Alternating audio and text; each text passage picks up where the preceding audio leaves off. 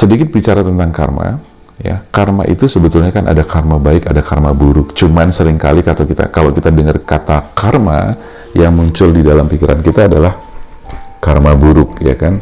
Hal-hal yang menjadi pembalasan oleh alam semesta kepada kita, dan itu adalah lebih kepada hal-hal buruk. Kalau karma yang baik itu apa sih ya? Pahala gitu kali ya, pahala, terus kemudian ya otomatis imbas yang positif. Saatnya kamu harus melakukan self-healing dan releasing itu saat bagaimana? Saat ketika kamu merasakan bahwa di dalam diri kamu ada karma, ya. Nah, sedikit saya jelaskan, karma itu seperti apa. Jadi kamu merasa ada semacam suatu keadaan atau suatu kejadian yang membuat kamu itu ngerasa nggak nyaman. Contoh misalnya, kamu cari rezeki kok susah gitu kan. Atau tiba-tiba ada orang yang memfitnah kamu, tiba-tiba ada orang yang benci sama kamu, tiba-tiba ada orang yang jelek-jelekin kamu misalnya. Nah, atau bisa jadi misalnya kita punya bisnis tapi ternyata gagal gitu kan. Atau bisa jadi misalnya kita atau orang punya hutang ke kita tapi orangnya nggak bayar-bayar misalnya gitu kan. Nah, itu juga bisa jadi karma. Artinya ketika kita sudah menyadari bahwa ada semacam indikasi karma dalam kehidupan kita atau di dalam diri kita, maka hal yang harus kamu lakukan adalah menyadari juga, mengevaluasi diri, introspeksi diri, dan kemudian kamu mengingat-ingat kembali kira-kira hal apa saja yang pernah kamu lakukan di masa-masa lampau.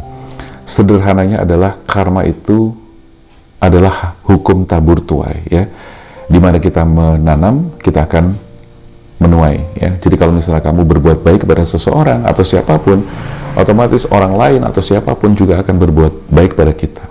Kita ramah kepada orang, ya orang lain pasti akan ramah kepada kita. Jadi ini adalah hukum tabur tuai dan kita sebut sebagai karma. Selain hukum tabur tuai, hukum sebab akibat juga. Jadi ada sebab pasti ada akibat, ada akibat pasti akan ada sebab. Nah, jadi intinya adalah perbuatan baik akan menghasilkan perbuatan yang baik juga dari orang lain atau dari siapapun. Ketika hubungan kamu juga mungkin on off atau bahkan kamu sering dikecewakan, sering dikhianati, ya, dan sebagainya semacam itu, kamu ngerasa selalu jadi korban, ini juga menjadi bahan evaluasi gitu loh. Apakah ada karma di dalam diri kita, ya? Nah, kamu harus flashback ke belakang, evaluasi diri, kira-kira apa? Ketemu atau tidak ketemu bahwa kita pernah melakukan karma atau tidak jadi masalah. Misalnya ngerasa, aduh Mas Damar, aku lupa nih, aku pernah berbuat seperti ini apa tidak gitu, nggak masalah gitu kan. Yang terpenting adalah kita menyadari bahwa perbuatan-perbuatan yang sekarang kita lakukan harus benar-benar sesuai dengan hukum-hukum yang ada di alam semesta ini. Artinya apa?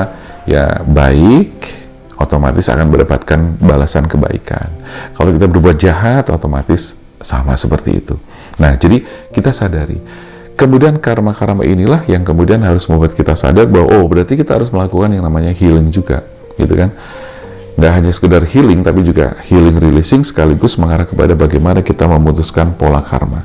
Karena karma itu sendiri juga kadang-kadang kita tidak bisa mengukur, ya. Kita nggak bisa mencari sebuah barometer atau ukuran-ukuran bahwa karma itu bisa dibayar atau tidak, gitu kan. Seberapa yang harus kita bayar dan sebagainya. Ya, kita tidak pernah tahu, ya, unpredictable. Jadi yang penting atau perlu kita lakukan adalah ya sudah, kita melakukan hal-hal baik mulai dari sekarang. Kita sadari dan kita bertaubat gitu ya, kita berbuat baik dan seterusnya seperti itu. Tetapi ada cara juga nanti bahwa kita harus melakukan healing atau releasing terkait bagaimana kita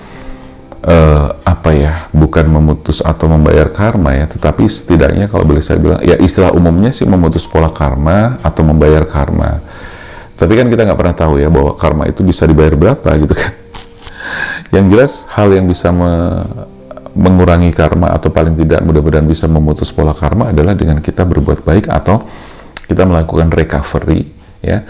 Recovery itu berarti istilahnya begini, kita melakukan satu kali kesalahan berarti 17 kali kita harus melakukan kebaikan. Nah, itu namanya recovery untuk membayar karma, ya. Ibarat kata kita hutang 10.000, ya kita lebihkan aja lah, ya. Jadi 20.000, 50.000 atau 100.000 untuk membayar hutang tersebut. Tetapi kan kita nggak bisa menghitung secara pasti apakah benar-benar hutang kita hanya 10.000, ya kan? Jangan-jangan ternyata lebih dari itu, 50, 100, 200, 300 atau 1.000 gitu kan. Nah, jadi intinya perbuatan-perbuatan baik kita yang memang harus tetap kita tingkatkan. Jadi intinya gini, kamu harus lebih banyak komunikasi dengan diri kamu sendiri. Tidak hanya itu, tapi kamu juga komunikasi dengan orang-orang yang kamu anggap sebagai orang yang paham dengan permasalahan-permasalahan terkait dengan psikologi, pikiran, tentang healing, tentang spiritual, dan sebagainya. Karena gini teman-teman, dari apapun yang saya sampaikan di awal tadi, ketika kita mau belajar tentang spiritual, kita mau belajar, apalagi kamu sudah tahu lah ya, kamu juga beragama lah dan sebagainya. Artinya landasan agama itu menjadi sangat penting atau hal yang utama ya, tentang ibadah, tentang agama, aturan-aturannya, larangan-larangannya dan sebagainya. Nah, di sisi lain kita juga harus memahami tentang diri kita sendiri secara spiritual. Di sini kamu harus ada semacam komunikasi terhadap diri sendiri. Komunikasi, jadi namanya adalah self-talk. Jadi agak internal communication gitu kan. Jadi komunikasi secara internal agar terjadi semacam pengkeliran atau kejelasan-kejelasan terhadap apa sih sebetulnya masalah yang kamu hadapi ini gitu kan. Karena setiap masalah, setiap penyakit, setiap keluhan itu kan selalu ada yang namanya akar masalah. Nah, ini kita harus cari akar masalahnya apa. Nah, kamu harus mencari banyak informasi, get more information.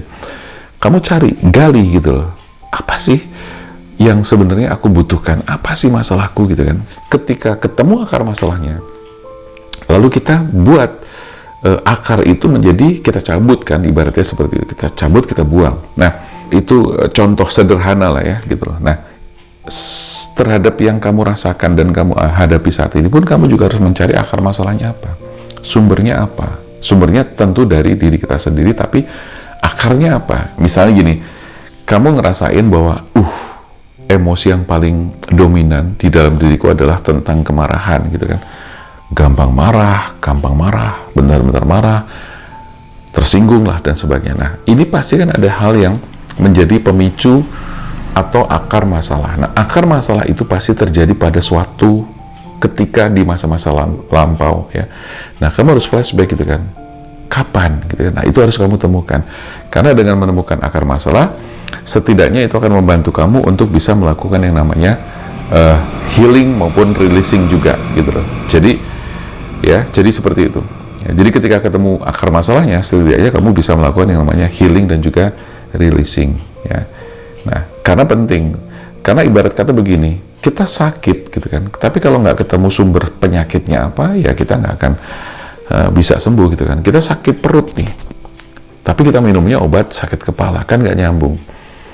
Misalnya contoh seperti itu. Nah, kamu harus menemukan akar masalahnya agar obatnya atau cara melakukan healing itu tepat. Terus yang terakhir adalah forgiveness ya, memaafkan. Jadi ada terapi yang kita sebut dengan terapi memaafkan atau forgiveness terapi. Kalau misalnya teman-teman di sini masih menyimpan dendam, itu artinya kamu harus siap-siap menggali dua kubur, gitu kan? Kenapa? Karena kalau kamu dendam, otomatis kamu akan menyerang orang yang kamu pikirkan itu, ya. Dia mati dan kamu bisa mati. Ibarat kata seperti itu. Jadi, ketika kamu masih menyimpan dendam, ini akan membuat kamu tersiksa, membuat kamu tuh semakin sakit, luka batin semakin sakit, gitu kan? Nah, otomatis membuat medan energi kamu itu semakin jelek dan frekuensi level energi kamu juga semakin turun. Ketika seseorang berada di level energi yang rendah, maka yang terjadi dalam hidupnya adalah kesialan, apes, kesulitan-kesulitan, tidak beruntung dan sebagainya. Nah, ini apakah bisa dirubah, Mas Damar? Mungkin ada yang bertanya seperti itu. Bisa, ya. Caranya adalah bagaimana? Dengan menaikkan level energi kamu. Caranya adalah sekali lagi, level energi rendah harus kamu naikkan. Ya, sederhananya seperti itu. Lebih detailnya, karena saya harus menjelaskan detail secara fokus, kamu bisa langsung chat ke nomor WA tertera di sini. Karena kalau saya jelaskan di sini, mungkin nanti next time, gitu kan, next video tentang level energi yang rendah seperti apa, yang tinggi seperti apa.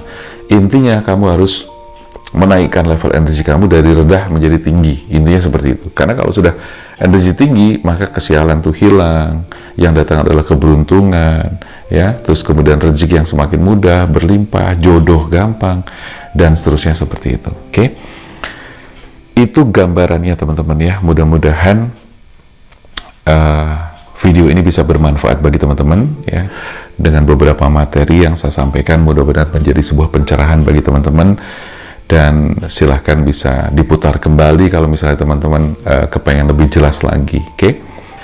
Terima kasih teman-teman yang sudah nonton video ini. Saya Damar Aji, salam keajaiban dan sampai jumpa.